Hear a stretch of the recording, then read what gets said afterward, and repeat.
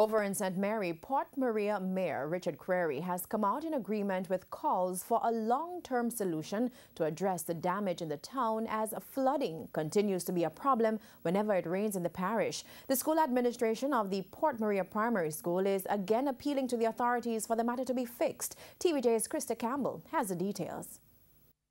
Like many communities in St. Mary, the Port Maria Primary School has been impacted by the recent rains.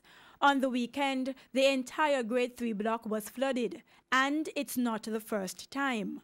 However, school administrators took a decision to continue classes, merging grades 2 and 3. Based on dialogue with the public health department, the building was washed.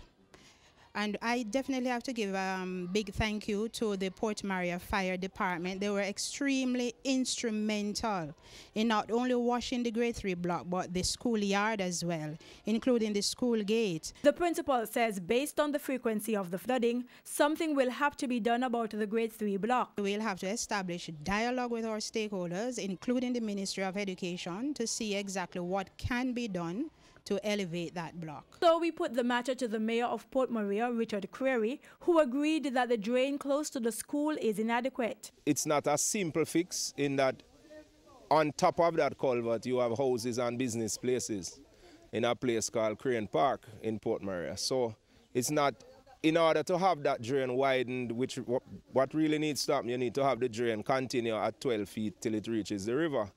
But in order to do that, you would have to probably purchase some homes and so on and have relocation, etc. Krista Campbell, TVJ News.